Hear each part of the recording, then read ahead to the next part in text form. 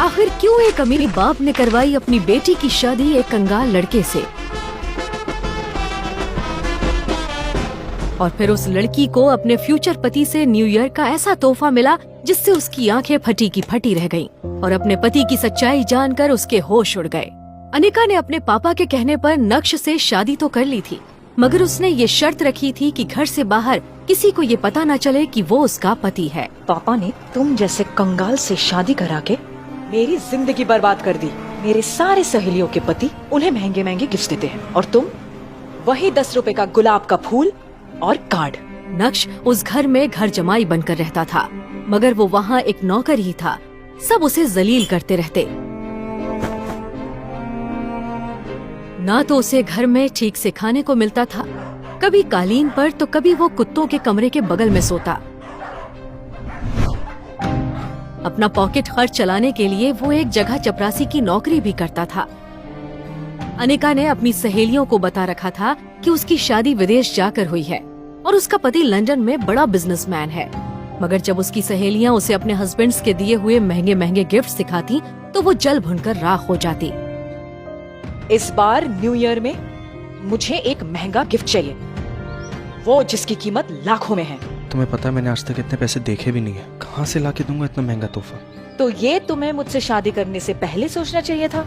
मर्द होकर अपनी बीवी की डिमांड्स भी पूरी नहीं कर सकते। छी। नक्श को अपनी पत्नी की ये बात चुभ गई।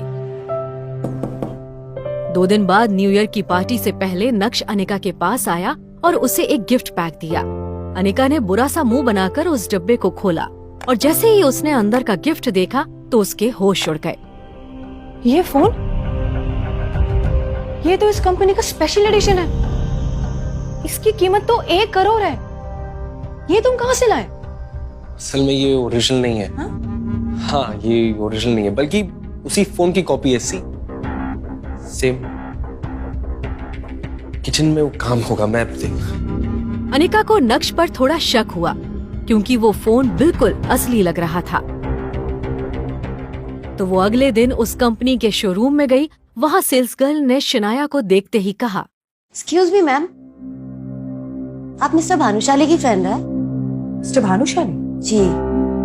वो भानुशाली इंडस्ट्रीज के मालिक? यस। पर उन्हें तो आज तक किसी ने नहीं देखा।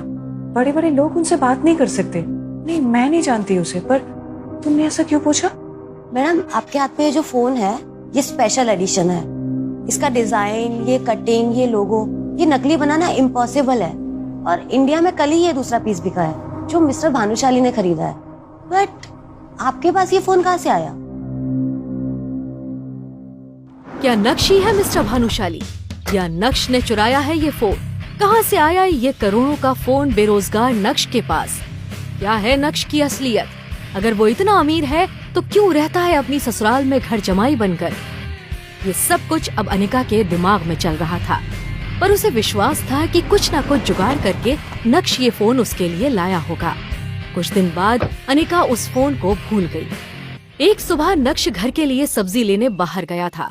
तभी अनिका जल्दी रेडी होकर घर के हॉल में आ गई और गुस्से से चिल्लाने लगी, माँ, नक्श कहाँ है?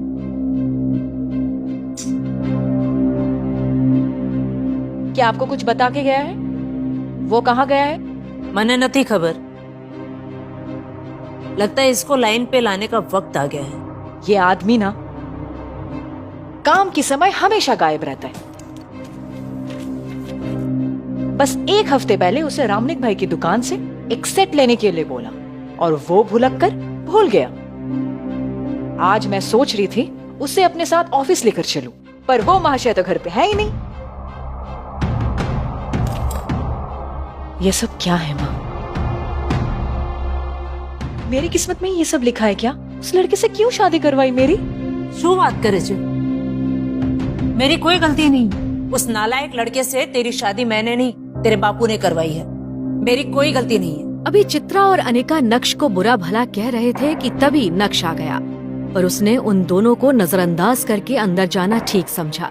तभी चित्रा ने नक्श पर तंज कसते हुए कहा, लो आ गए शहजादे, नैन मटक्का कर। अभी भी तुम्हारी काम चोरी की बातें हो रही थी यहाँ, समझे? Mummy please, not now. मुझे ऑफिस के लिए लेट हो रहा है, विहान मेरा इंतजार कर रहा है। और तुम देखो, काम चोरी में तो तुम सबसे आगे निकल गए। मैं आज तुम्हें एक आखिरी मौका दे रही हूं, मेरे साथ ऑफिस चलो और लौटते समय रामनिक भाई की शॉप से मेरा सेट उठा लेना। तुम्हारी वजह से मैं ऑलरेडी लेट हो चुकी हूँ। ये फाइल ले लो। नक्श चित्रा से तो कभी कभी बहस कर लिया करता था, लेकिन वो अपनी वाइफ अनिका से कभी भी जुबान नहीं लड़ाता था। कार से उतरते हुए अनिका ने देखा कि उसके पास बहुत सारी फाइल्स हैं। अगर वो ऑफिस से किसी को बुलाएगी तो इसमें और भी ज्यादा टाइम वेस्ट होगा। इसीलिए उसने नक्श की तरफ देखा और उसे अंदर आने के लिए कहा। ये सब लेकर आओ। अनिका जब अपने कैबिन में पहुंची तो उसका दोस्त और बिजनेस पार्टनर विहान बजाज पहले ही वहां बैठा उसका इंतजार कर रहा था। हाय विहान। यार अनिका, तुम कहाँ रह गई थी? पता है, पिछले 1 घंटे से तुम्हारा इंतजार कर रहा हूँ। I am so sorry. कुछ लोगों की वजह से ना घर से निकलने में देर हो जाती है।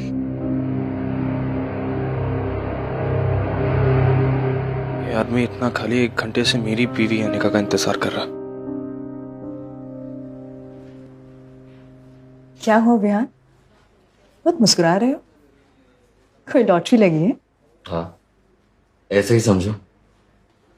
तुम्हारा आना किसी लॉटरी से कम का है। ये देखो अनिका, हमारे लिए डायमंड का रेयर नेकलेस, सिर्फ तुम्हारे लिए।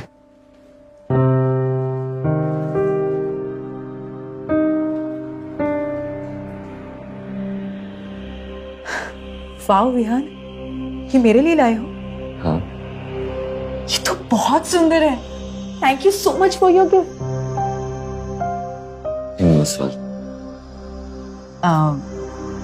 Can you? अनिका, मैंने आज से तुम्हें कोई सलाह नहीं दी, पर आज दूंगा। यह आदमी तुम्हें इंप्रेस करने के लिए सस्ते हीरे का हार लाके दिया। ये हीरा असली नहीं है। इस आदमी से तुम्हें बात भी नहीं करनी चाहिए।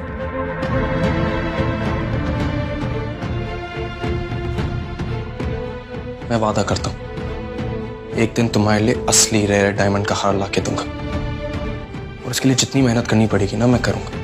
अपने दिल की बात अनिका के सामने रखने के बाद नक्श ने अनिका के जवाब का इंतजार भी नहीं किया और उसके कैबिन से बाहर निकल गया। 2.5 साल की शादी में पहली बार अनिका को ऐसा लगा कि नक्श उसके लिए लड़ रहा है। क्या नक्श को खुद से दूर रखकर मैंने कोई गलती तो नहीं करती? विहान,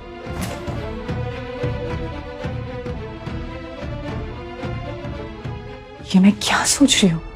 विहान मेरा बिजनेस पार्टनर है और इस कंपनी का सबसे बड़ा इन्वेस्टर। नक्श के इस हरकतों की वजह से अगर विहान ने मेरी कंपनी से बैकआउट कर दिया तो क्या होगा? नहीं, नक्श की वजह से मैं मेरी इतनी सालों की मेहनत जाया नहीं जाने दे सकती। मुझे नक्श की नहीं, मुझे विहान की जरूरत है। नक्श, ये क्या पागलपन है? हाँ, तुम्हें इतना हक किसने दिया है कि तुम मुझे अपनी बेतुकी सलाह दे सको? चुप! तुम्हारी हिम्मत कैसी हुई? मेरी गलती थी कि तुम्हें यहां पर लेकर आई। अब तुम यहां से चुपचाप निकल जाओ। Just leave.